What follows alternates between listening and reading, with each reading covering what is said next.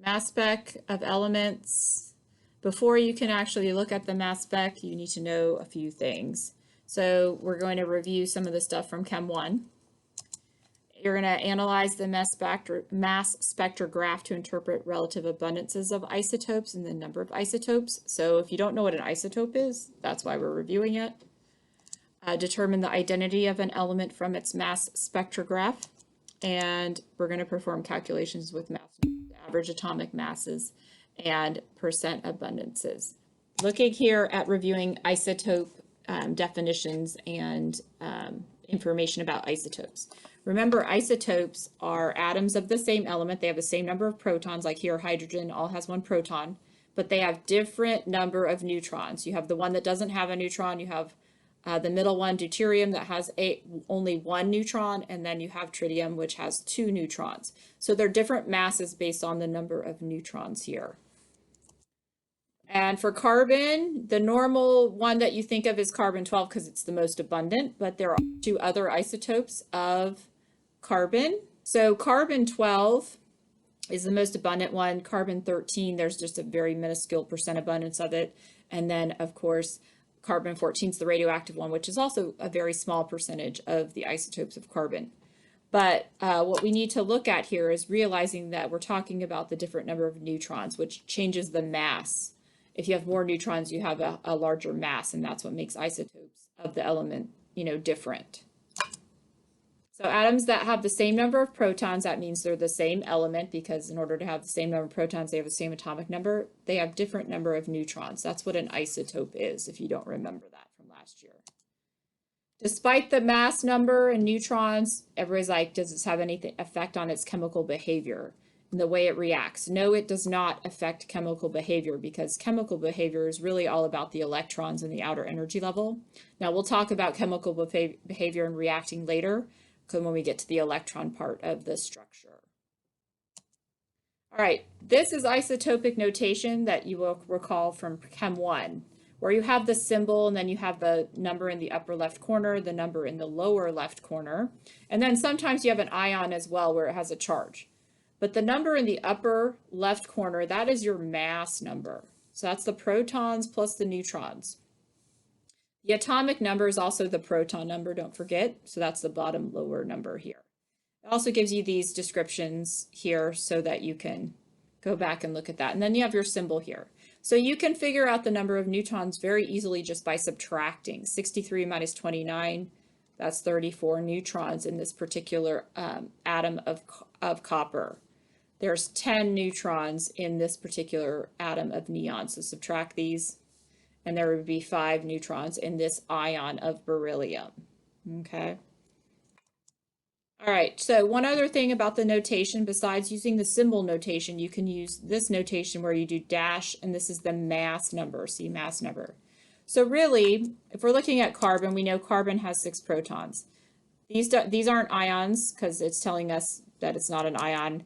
That means the electrons are equal to the protons because the charge is 0. But for carbon-12, you have 6 neutrons because 12 minus the 6 here gives us 6. So carbon-13 would have 7 because 13 minus the 6 gives you 7. And carbon-14 is going to have the 14 minus 6, which would give you 8 neutrons. So there's 3 isotopes of carbon here, and really what's differing is the neutrons. Yes, go ahead. There's no like ion charge or anything because the electrons equal the protons, right? Like that's the only difference with it. Correct. So like in that example, 6 positives and 6 negatives, the 6 positive protons, the 6 negative electrons are going to equal out to 0. Yes. Yep. Okay, thank you. All right, so let's look at mass number versus atomic mass and what we're talking about here. Because we know the protons plus the neutrons equal the mass number. So why do we have this decimal number on our periodic table? That's the average atomic mass. Well, when we're referring to a mass number, we're actually referring to one particular individual atom. There are protons and neutrons added together. When we're talking about the average atomic mass, we're actually talking about the weighted average of all the isotopes of that particular element. So you have to take into consideration the relative abundance or the percent abundance of each isotope. So we have to look at calculating that. Looking here at relative abundance, here's some examples for you. Looking at nickel, copper, and zinc. Nickel, which is 28 on the periodic table, so has 28 protons. If you look at this pie chart and count, there are 5 isotopes there. And as you can see, this big purple section, that one, or the darker blue section, that one has the most abundant amount. And most of the nickel atoms are going to be at a weight of 58, their mass numbers. That's why the weighted average is closer to 58. Okay, so you can look at that too. Copper has only 2 isotopes based on the pie here. So if you see 63 is the more abundant one, that weighted average is going to be closer to 63. No matter where the sample of the element is obtained, the relative abundance of each isotope is constant. So if I'm looking at, like, say, potassium that's in a banana, based on the percentages of the isotopes, you're going to have that breakdown of those different isotopes of potassium in that particular banana. And if you look at another source that has like potassium in it, it's going to have the same breakdown of percentages of the different isotopes in the sample, because that's how it exists in nature. Now, average atomic mass being the weighted average, no element really exists with one possible isotope, so you do always have to calculate it for the most part.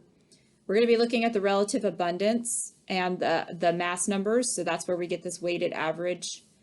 One thing to remember, though, the unit for reporting atomic masses is not grams. It is atomic mass units, or AMUs, because we're talking about protons and we're talking about neutrons here.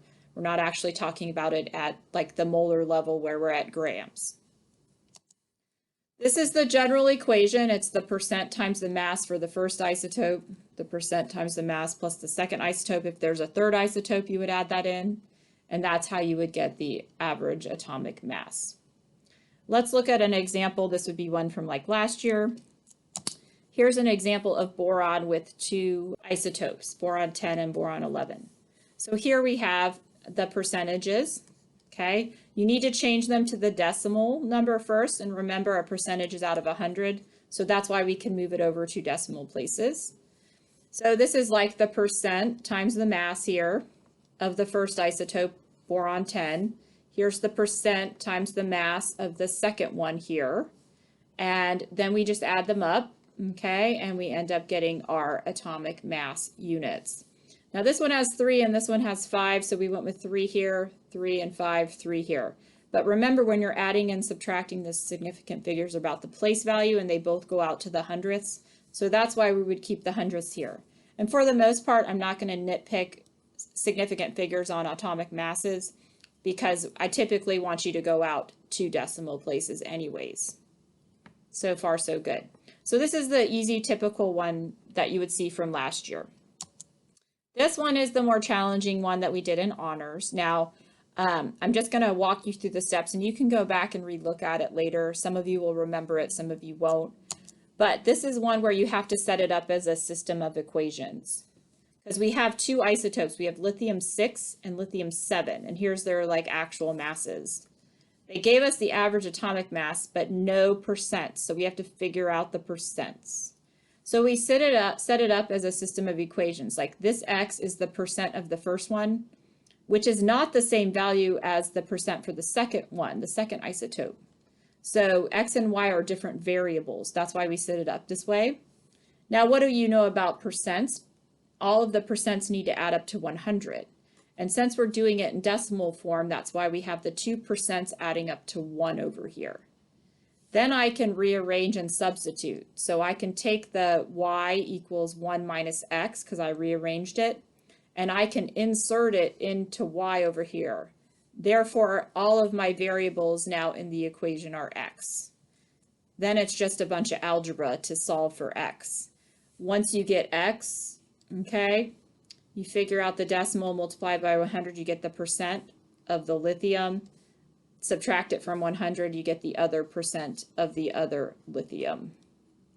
Now that one definitely is a little bit more complicated, and for the most part, just take a look at the system of equations. It's just algebra, because I want to get on to the mass spec problem that's new. All right, so mass spectrometer here is a device that separates them according to their mass. The lighter ones deflect more, so they end up over here on the detector. The more heavier ones don't deflect as much in terms of the magnetic field. And it basically just counts the amount of masses there. And then it generates a graph for you of the masses.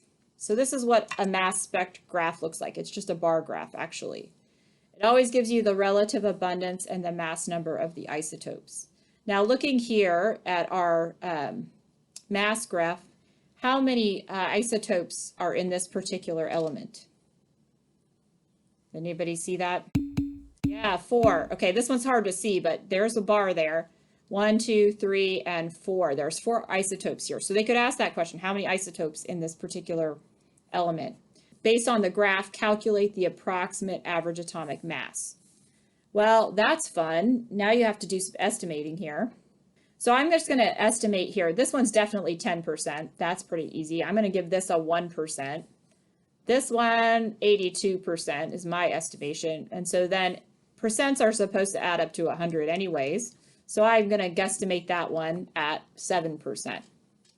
Okay.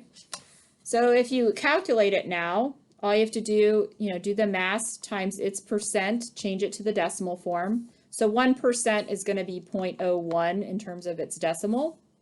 Just add it to the next one, 86 times, let me erase that, times the 10%, which is 0.1, plus the 87 times the 0.07, and then add in the last one, 88 times the 0.82.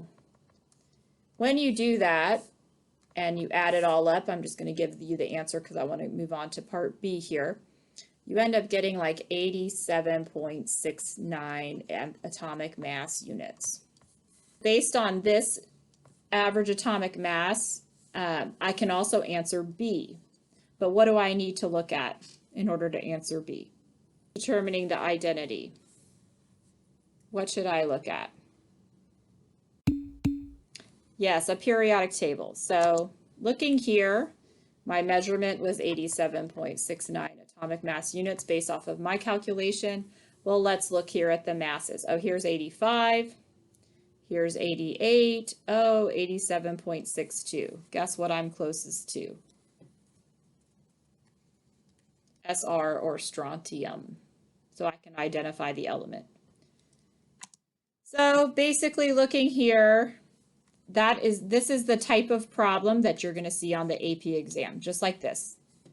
Look at the graph, tell me how many isotopes, be able to estimate the average atomic mass, and then if so, be able to identify the element.